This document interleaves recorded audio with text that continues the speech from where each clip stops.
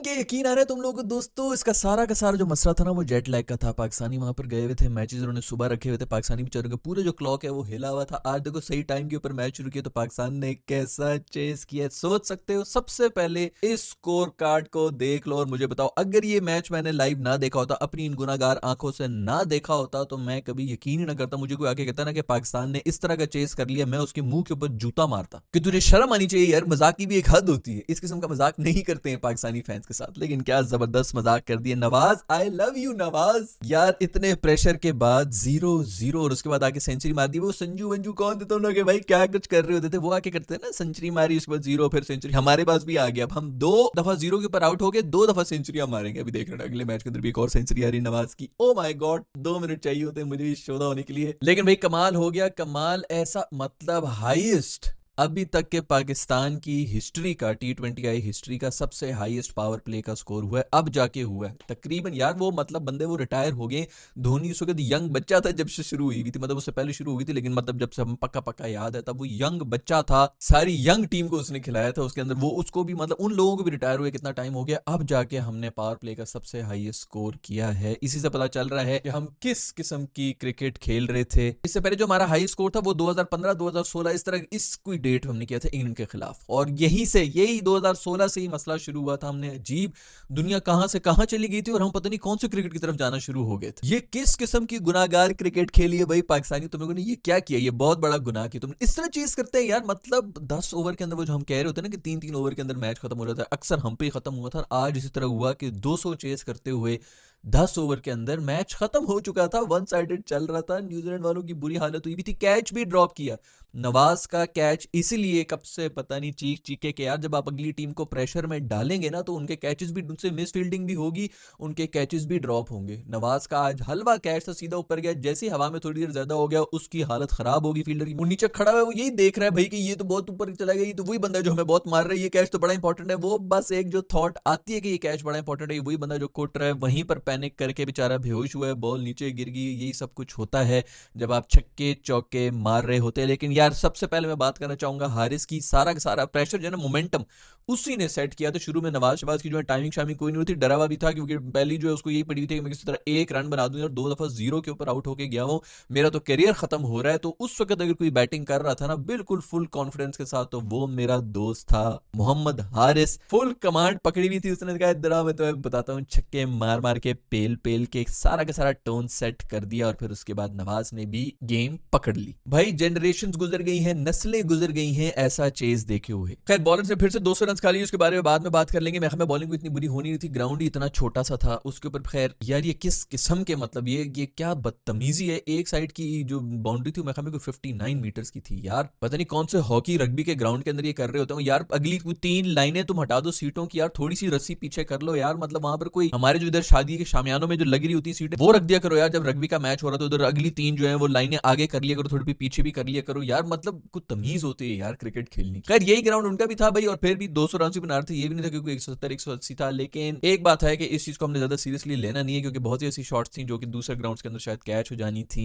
अगर ग्राउंड थोड़ा normal size का होता। पर जो भी हो यार, न्यूजीलैंड की होम कंडीशंस, इतने प्रेशर के अंदर डेब्यू शेब्यू पहली सीरीज आपकी है, आप कभी जिंदगी में न्यूजीलैंड भी नहीं गए, वहां पे आपको खेलना पड़ रहा है, 2 दफा आप 0 के ऊपर आउट हो चुके हैं। उसके बाद इस प्रेशर सिचुएशन में आकर सेंचुरी मारना, और पाकिस्तान की तरफ से फास्टेस्ट T20I सेंचुरी मारी है इसने। मतलब वो 37 बॉलों के ऊपर जो मारी थी इसने, 44 बॉलों के ऊपर मारी है, 37 बॉलों पे 90 से मारी थी आफरीदी ने सेंचुरी। उसके बाद से पाकिस्तान के अंदर कोई एक बंदा नहीं आया, तकरीबन कोई 20-25-30 साल होने वाले हैं अब तो यार, कोई बंदा नहीं आया था जो T20I फॉर्मेट के अंदर भी जो है वो मतलब कोई सेंचुरी मारता है। ऐसे इसके बाद जो मेरे हमें फास्टेस्ट मारी थी वो मेरे दोस्त बॉबी ने मारी हुई थी, कोई 49 बॉल्स के ऊपर। ऐसे तुम लोग भी इजी ले रहे थे, बॉबी भी जो मूड में होता तो ऐसे ऐसे मारता है, स्ट्राइक रेट उसने रखी होती है। पता नहीं कंडीशंस क्या थी उसके बारे में मुझे ज्यादा पता नहीं, लेकिन जो भी 44 बॉल्स के ऊपर सेंचुरी मारी है बॉय ने, वो भी डेब्यू सीरीज के ऊपर। भाई सोचो कि हमें भी इस किस्म की टेंशन होना शुरू होगी कि स्कोर पीछे कुछ 200 रन चेस करते हुए भी हमें ये टेंशन होगी थी कि इसकी सेंचुरी पूरी होगी कि नहीं होगी। दूसरे एंड वाले को हम गालियां दे रहे थे, ये हमारे भी ये मसले शुरू हो गए। भाई कभी सोचा था आप लोगों ने, वो पांडु वगैरह जो तो खूब चीखे कि इसकी सेंचुरी क्यों है, बड़ा गुस्सा है, उसने ग्लास तोड़ा है, वो पी रहा था आराम से, वो कावा शावा पी रहा होता है पांडु जो है बड़ा वो हेल्थ कॉन्शियस, वो कावा ग्रीन टी पी तरह से वो पी रहा था, पीते पीते उसने तोड़ दिया, उसकी बीवी ने आगे कहा, कुत्ता भाग गया इधर, यार ये क्या हुआ है, कुछ नहीं सर, साइड पे कर, उसने साइड पे कर दिया उसको।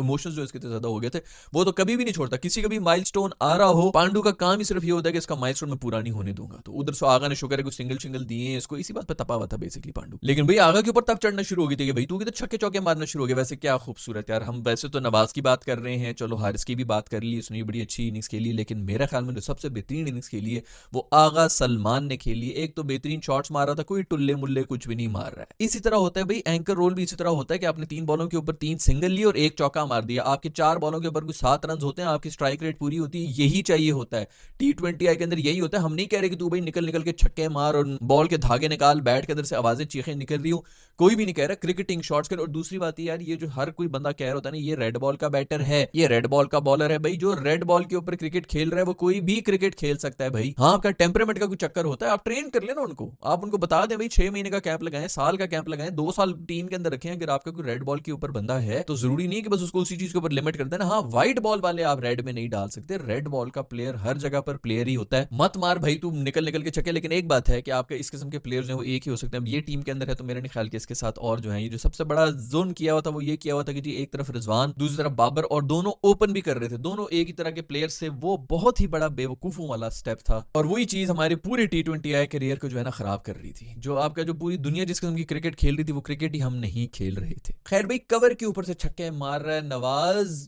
मुझे याद ही नहीं पड़ रहा पिछले को 25-30 साल में, मुझे याद ही नहीं पड़ रहा कवर के ऊपर से छक्के मैंने किसी पाकिस्तानी बैट्समैन से देखे भी हो। खैर बाउंस थोड़ा कम था पिछली पिचेस से, लेकिन फिर भी पाकिस्तान के लिहाज से ज्यादा ही था भाई। नवाज जानी ने 10 डॉट बॉलें खेली हैं अपनी सेंचुरी के अंदर। भाईजान इतने हमारे जो बाकी जो लेजेंड्स हैं ना वो 2 ओवरों के अंदर खेल लेते हैं, वो भी पावर प्ले के अंदर। खैर भाई, मुझे तो इस बात की खुशी कि कैच ड्रॉप होने के बाद किसी ने आगे फिर उसको कैपिटलाइज भी किए। हमारे तो यार कैच ड्रॉप होने के बाद मैं कहता हूँ चल यार अब तो दूसरी बारी मिल गई, अब तो कोई बड़ा स्कोर कर ले, तब भी नहीं करते, बल्कि 2 बॉलों के बाद ही अपनी विकेट दे देते हैं यार। मतलब ये भी नहीं कि चलो यार 4 ओवर ही और खेल, नहीं, उसी वक्त मैंने सूद समेत वापस करनी अपनी विकेट, मैं थूकता हूं ऐसी बारी के ऊपर। खैर भाई, ओपनिंग पेयर को देख के आज पता चला कि यार ऐसी होती है, ये होती है T20I की इनिंग्स। हम तो तरस गए थे यार, देखना नसीब नहीं हो रहा था कि यार ऐसी भी कोई इनिंग्स हो सकती है। खैर भाई, सोचो कि हिस्ट्री का सबसे ज्यादा तेज पाकिस्तान का पावर प्ले का स्कोर हुआ है, अब जाके हुआ है। कितनी कुछ शर्म की बात है यार, इतने सालों के बाद कहीं जाके हमने पावर प्ले के अंदर अपना हाईएस्ट स्कोर कर दिए। शुक्र है कर दिए। बार बार मासूम नवाज जो है वो कप्तान की तारीफ शादाब की तारीफ, कप्तान की तारीफ शादाब की, इन्होंने मुझे बहुत बैकअप किए, उसके ऊपर मैं तो ओके हूँ। लेकिन शादाब के ऊपर मुझे हो रहा था उसने फुल टाइम अपनी जो है ना अथॉरिटी पकड़ी हुई है, ये अक्सर को बताने के लिए कि मैं ही तुम लोग का वाइस कप्तान हूँ, आगे मैंने ही कप्तान बनना है, तो मैं तुम लोग को जबरदस्ती का सपोर्ट कर रहा है भाई, तू पीछे हो जा। वो तो भी नए बच्चे हैं, उन्होंने तो सुनना है। थैंक यू वेरी मच भाई शादाब भाई, आप सबसे अच्छे। शादाब भाई बेसिकली सब कॉन्शियस लेवल के ऊपर ये गेमें खेल रहे हैं कि भैया मैं तुम लोगों का कप्तान हूँ, मैं तुम लोगों को गाइड करने के लिए आया हूँ, मैं लीडर हूँ इस टीम का। ये आगा बागा तो वैसे गुस्से में,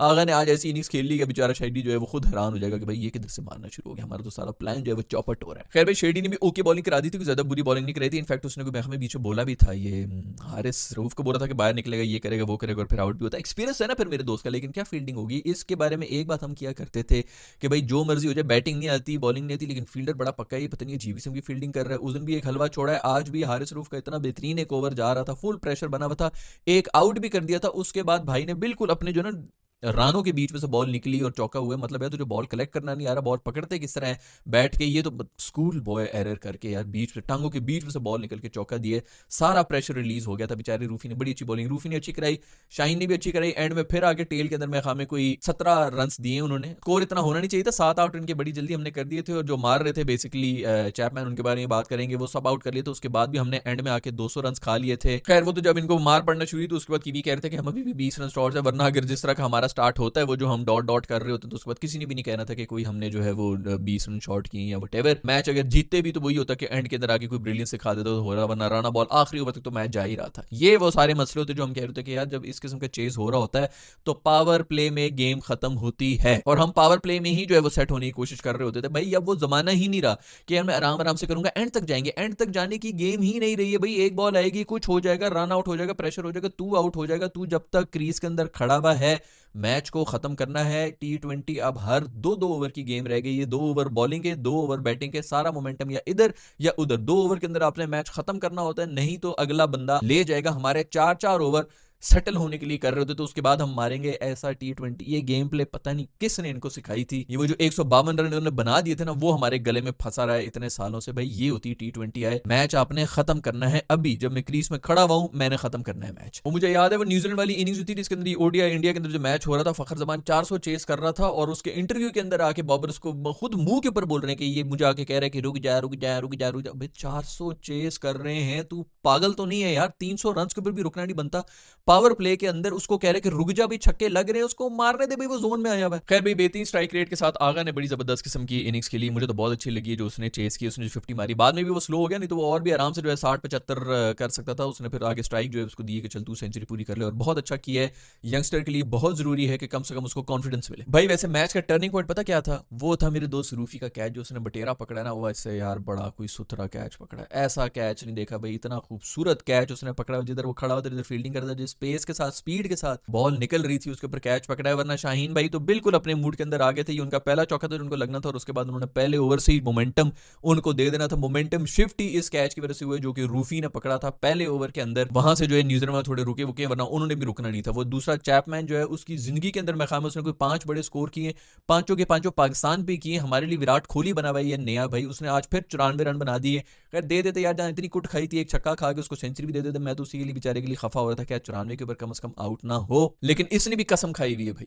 और दुनिया की किसी टीम के खिलाफ मैंने इसको कभी चलते हुए देखा नहीं, और पाकिस्तान के खिलाफ कभी इसको फेल होते भी नहीं देखा। हमने इसे भी कुट खाई है, और फिर एंड में टेल से भी कुट खाई है, जिस वजह से सारा स्कोर हो गया था। नहीं तो स्कोर वोर कोई नहीं था, बड़े रेगुलर की मोमेंट्स के ऊपर हमने आउट किए। बॉलिंग शॉलिंग अच्छी हो रही थी, मुझे कहता है ड्यू शू भी है, मुझे वैसे समझ नहीं आ रही थी कि ड्यू है भी कि नहीं, लेकिन फील्डर भी स्लिप हो रहे थे, मोस्ट ऑब्ली ड्यू तो थी। फिर से भी मैं हमें रोजे चौधरी के ऊपर बातें हो रही है कि भाई ये रोजे रख नहीं रहे हैं, ये हो रहा है यार। ये कौन से, एक तो पहली बात है यार कि इफ्तारी का टाइम हो गया, तो ये इफ्तारी की वो है, इस सनसेट के ऊपर मुसलमानों ने रोजा खोलना होता है, तो वो रोजे खोल रहे हैं। और जिन्होंने अगर रोजा नहीं भी, ये एक तो मुझे ये समझ नहीं आ रही कौन सी जनरेशन आ चुकी है यार। अभी एक तो नए नए इनको इस्लाम समझ आई है, और दूसरा नया नया इन्होंने रोजा भी रखना शुरू किए। दोनों चीजों के ऊपर बिल्कुल नए नए तो पागल हो गए। उसके बाद सोशल मीडिया के ऊपर भी आ गए यार, पिछले 55-60 सालों से जो है ना, वो भी सब मुसलमान ही गुजरे हैं, वो भी सब रोजों के दरमियान ही क्रिकेट भी खेलते रहे। अभी पिछले दिनों एडिलेड के अंदर गर्मी के अंदर एक रोजेदार की जो डेथ हुई, पाकिस्तानी लड़का ही था ना, वहां पे खेल रहा था। आप लोगों को यार मतलब जब इस्लाम ने छूट दी हुई है, मैं पूरी एक वीडियो पहले ही बना चुका हूं जिसके अंदर शमी के ऊपर सब बातें कर रहे थे। मैं ये बताया कि सबसे ज्यादा प्राइवेट कोई इबादत है तो वो रोजे की इबादत है, जो कि सिर्फ इंसान और उसके खुदा के बीच में होती है।